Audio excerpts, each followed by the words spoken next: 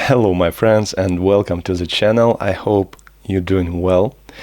Before this video starts, I want to ask you one little thing. I want to ask you to subscribe on my channel, if it's possible, of course, if it's not difficult for you.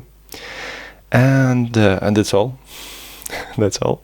So we can start. And today I want to show you very interesting lens, very nice and very tiny, very compact. It's Tamron 22 40mm 2.8 for the Sony E mount.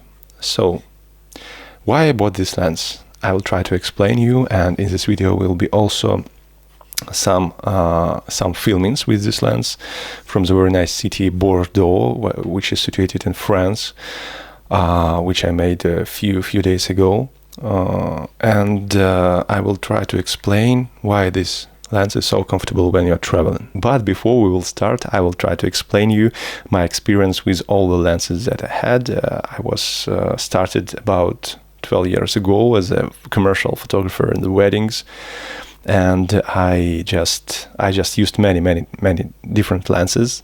At first time I used Canon, then I passed to Sony. So I was using first Sony 24-17 f4. After all, I changed that to Tamron 28-75, the first generation. It was very nice lens and very light and rather sharp. And after all, I bought the second generation of this lens, so 28-75 G2. And this lens was super. It was very nice, it was very sharp, it was very fast, and it was very lightweight. But it has only one little tiny problem. It has only 28mm on the wide side. So if you need something more than 28mm, obviously this Tamron will not be good for you. But if it's okay for you to start from 28mm, you can obviously use this Tamron 28-75 G2. It is very nice lens, and I highly recommend you to buy that and save your money. So why did I change my Tamron 28-75 to this one? Obviously because 28mm for me it's not wide enough. And first time when I bought 28mm, I thought that it would be okay because it's not a big difference between 28 or 24mm. I thought, but it's a huge difference between 28mm and 20mm. So 20mm, it's a wide angle range. And when I film in weddings, something like this, of course you can change the lens. Actually, I had Tamron 28-75, and when I needed a more wide angle, I just changed it to my Viltrox 16mm 1.8, with which I film in this video now. But on the weddings, sometimes you have not got much time to do that, and 28mm obviously is not the widest. So I decided to buy this one 20-40mm, just for the cases when I do need much more space, because sometimes we have many people in one room, something like a marriage, something like a wedding ceremony or something like this, and the room is small. So when I'm taking Viltrox 1.8 16mm, it's good enough. It takes all the room, but on the edges some people just got distortion, and yeah, it's okay, but for me it's little bit better to have the lens when I can just zoom in and zoom out, because it's a wedding and I want to do fast and different plans of people. And of course in the wedding you cannot say stop, wait a minute, I'll change my lens, so it's a little bit difficult. And of course this lens, I think it's just perfect for some traveling, because it is a lightweight lens, and 20mm give you enough space to show some buildings, to show some streets, to show something like very nice, or maybe landscapes, of course. And if you want to do some portraits, of course, I understand that 40mm, it's not something like a great portrait distance. I prefer 50 or 85mm.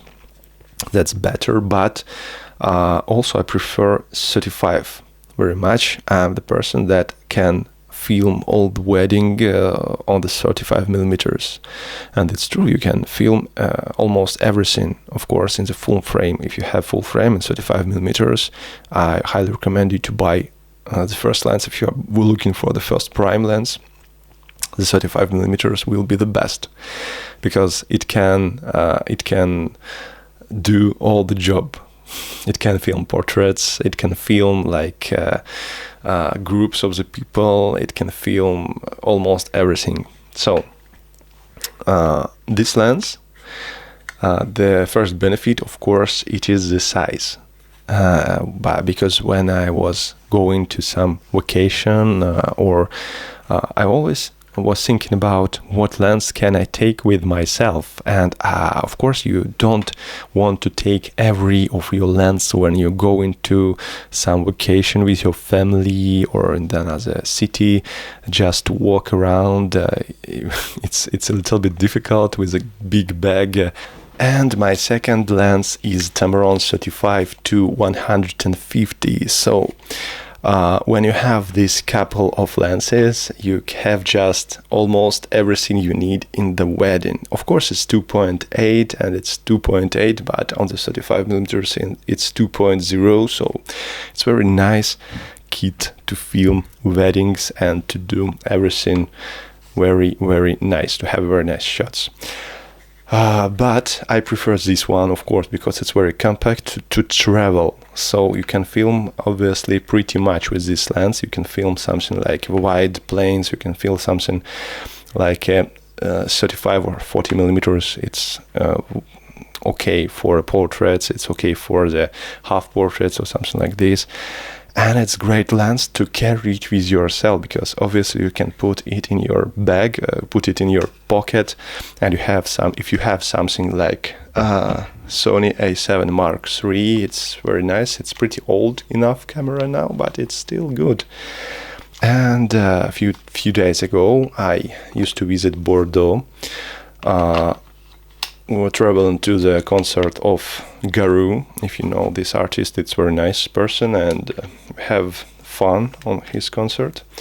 So I decided to take only one camera and only one lens with myself, because actually it was just a little visit of another city, and I didn't want to take all my stuff, all of my gear with myself, because I just was packing and I had only one backpack with myself, and that's very difficult when you're taking all of your lenses and you are not working. You just have some vacation time and you want to just walk, you want to just film something if it's interesting, and I'm not ready to go on this with all of my stuff, because of course I'm starting to think, if I take some of my other cameras and lenses, it's always some chance to get lost of it. It's always some chance when you can be robbed, or it can be stealing from you. So, and of course the weight and the size of your package.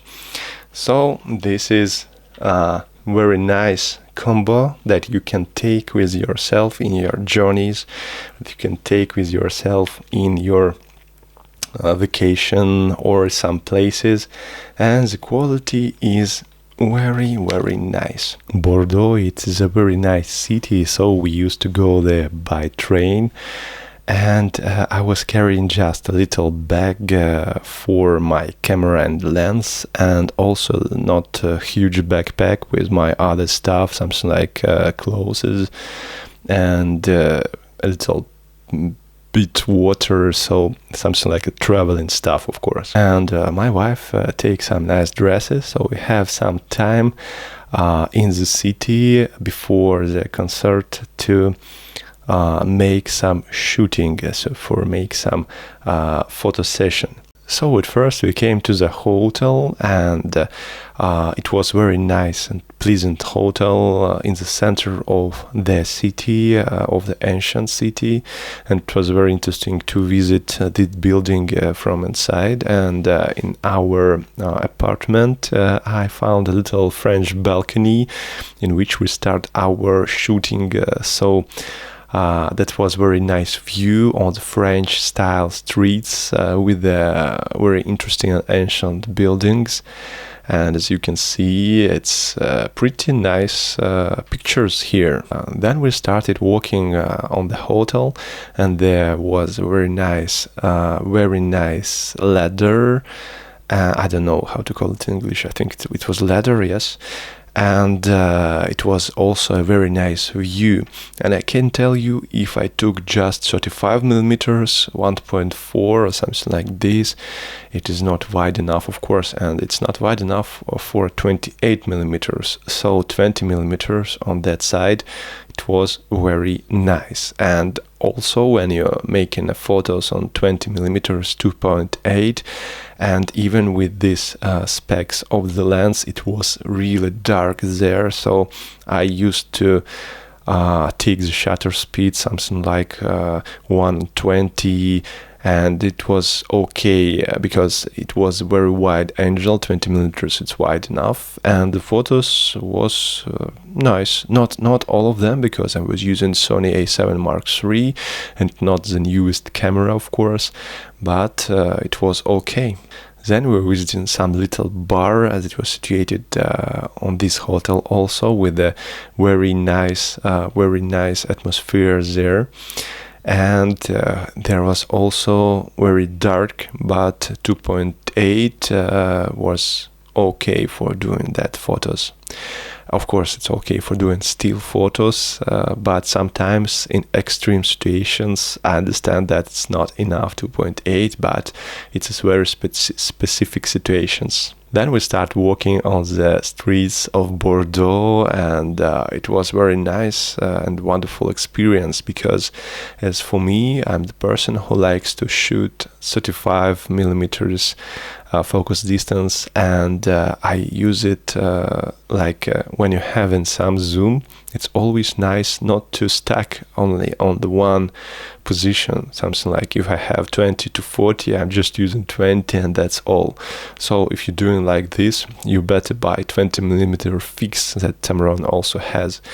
But if you are filming, for example, if your model just sitting on the near the table or something like 20mm wide enough, then you can go to 35 or 40mm and take some shorter portraits like this, and it would be very nice and different and very good for making different photos from one place. Then we were visiting one little restaurant, and we were drinking some tea there or coffee, I don't remember exactly, but while the coffee was preparing for us, we saw a very nice view there, so we was making some photos also there. It was not much light, like here.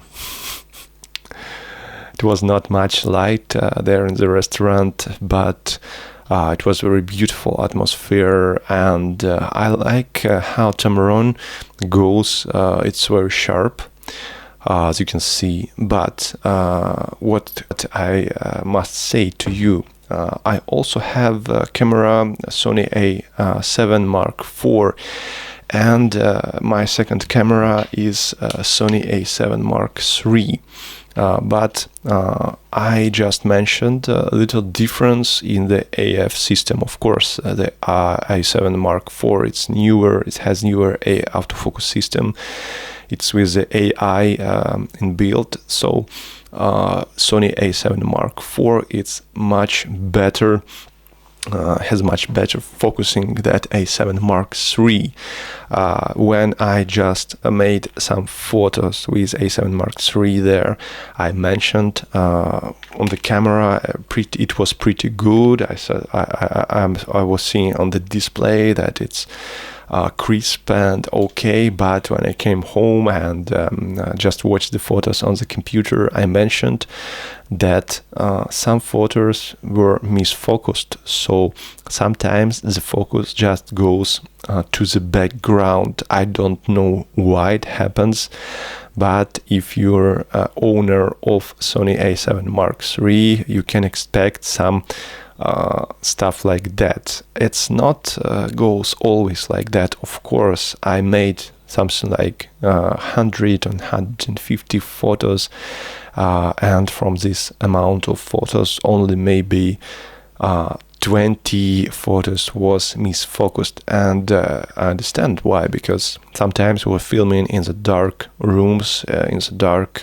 buildings, and it was not enough to light, and sometimes of course the AF system was just missing, and it is okay. I think it's okay for Sony A7 Mark III because it's old enough camera, but I must to say that it is much better with the Sony A7 Mark IV. It's not slightly, it's really much better with this lens, because when you're using Sony lenses, like I have 35mm 1.4 GM, and it works perfectly with the Sony A7 Mark III and with the Sony A7 Mark IV. It's not big difference. Maybe in the 100 photos you have just 2 or 3 misses autofocus here, but with Sony A7 Mark IV with lenses like Tamron, I think it's much better, because with this it's obviously better autofocus on A7 Mark IV and with this one. So if you wanted to buy these nice lenses and you want to be sure that your pictures will be okay, you must pay for the newer camera. Of course, it's not necessary if you're just traveling, if you're filming the photos for you, and if you have opportunity to make some spare pictures. What I mean, so when you're speaking with a model, when you're filming the model, you can just take 2 or 3 pictures almost the same, in case if one picture will be misfocused, the other will be okay.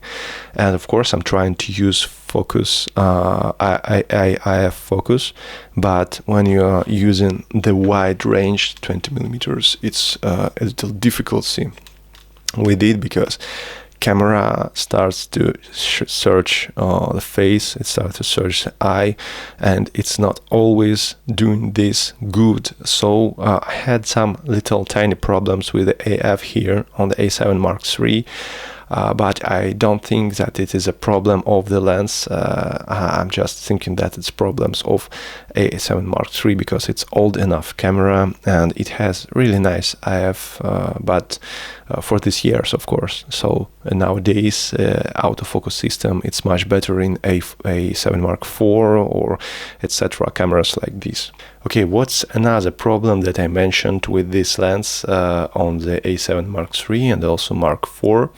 The main problem, I don't know if it's huge or not. For me, it's not huge, obviously, but it has this type of problem.